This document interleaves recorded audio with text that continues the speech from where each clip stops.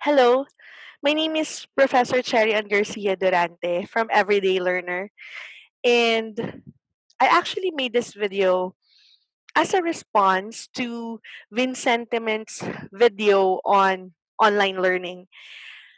I guess because I am an educator, that is the reason why I had this need to respond.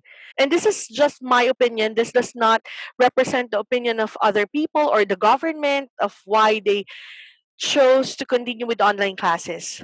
Okay, so let me first respond by telling you I understand what you're going through. I cannot imagine how difficult it is to adapt to these changes, especially from the traditional face-to-face classroom style. Now you have your online classes. Now you have to have, let's say, a working internet connection at home. And I can understand that because I'm also enrolled in online classes. So I understand the numerous distractions. I understand the the difficulty. Often tell myself that it's like the rooster from our neighbor is somehow a stalker chick because um it somehow knows when I'm online. So the moment I press the record button on, the rooster would crow or the dogs would bark. It's like I don't know why this happens. And yes, I guess you're right also when you said that not all homes are conducive for online learning. Now, I think that you or many of you have bad experiences with your online classes. However, let me just tell this from the perspective of the teacher. So let me tell you the reality. Um, from my personal experience, um, I am a part-time faculty, so my contract ended when the semester ended, which means that to prepare for the semester, the whole duration of summer, so that is like from June, July, and now August, we are not paid. But the preparation necessary for us to be able to adapt to this new scheme, which is online learning, needed us to be involved in webinars left and right. You cannot imagine the preparations your teachers are doing.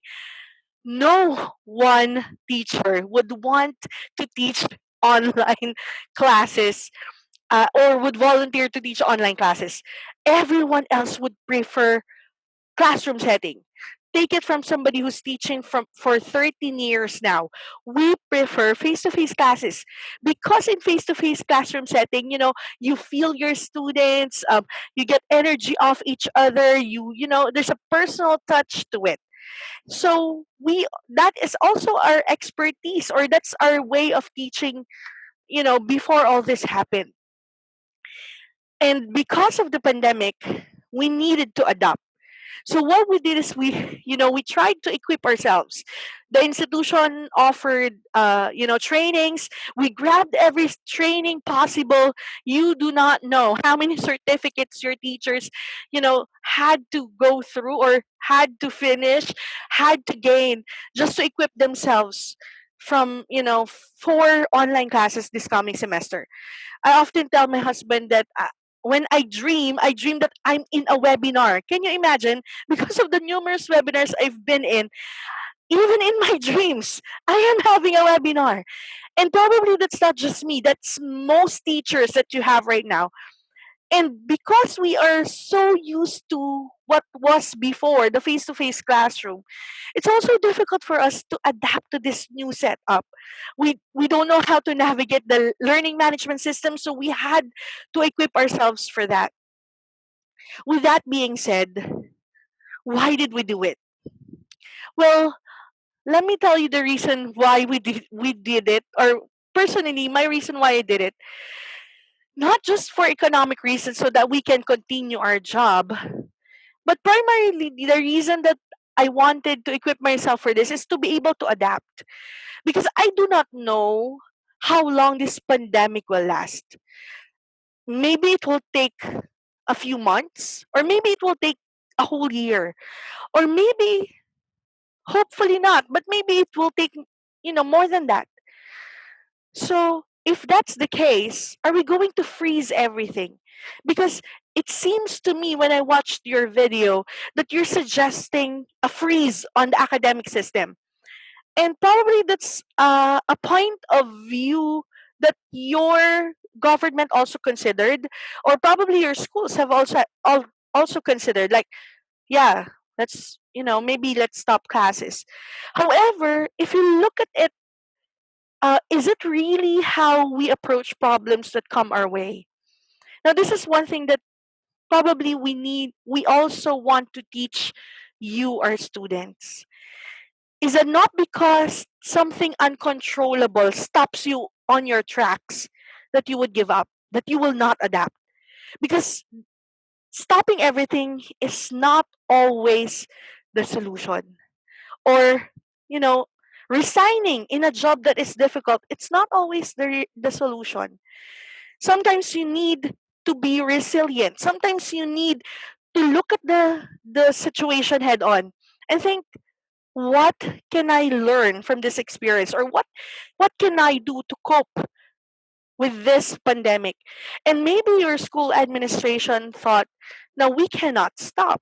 Not just because we need the money, but because we don't want to give an impression to our youth that once there's a pandemic, everything stops, or like your life stops, your education stops. We don't want to give that message across. But what we want to give is that when something stops you on your tracks, something uncontrollable, your reaction is not to be frozen by fear, but your reaction is to evaluate, to analyze the situation. And probably in your analysis, you will come up with the solution. Maybe not a permanent one, but a solution nonetheless. And you will be resilient. And it will take hard work, obviously, because this is not something that we're not used to. So it will take hard work. But we will push forward. Now, maybe you had a bad experience with your online class, with your online teachers who were not considerate. But I believe that not every teacher who will conduct online classes this coming semester will be that inconsiderate, because in our trainings, the motto was, I'm sorry, I'm getting emotional. The motto, what the motto is? Every training we come across, the motto is, no one is left behind. So we are actually thinking about your situation. We're thinking about the situations of those people without internet access, of those people without mobile phones. That's why there is an option. It's a flexible learning method. There's an option to have modules sent out, to have modules printed out, sent out, and then, retrieved. And can you even think of how difficult it would be to, to do this? The logistics of this, it's so difficult. And yet, your teachers are pushing forward because we don't want you to feel left out. I know that many of you are experiencing depression. Probably you're at a loss. There is fear, and it affects your mental health. But let me tell you, your teachers are also the same way. Some of the teachers that I talk to tell me that, Ma'am, I don't know if I can still do this. I'm too old for technology. I cannot, I don't have a laptop. Also, the teachers are saying these things. They also have problems with their internet connection. But right now they are barely sleeping just to prepare for your education. Now, as for the fees, I cannot say anything about that. Please do not be angry at your teachers about the school fees, because we are not school administrator. Actually, we don't have a say. Most of us, we don't have a say on how much tuition you will pay.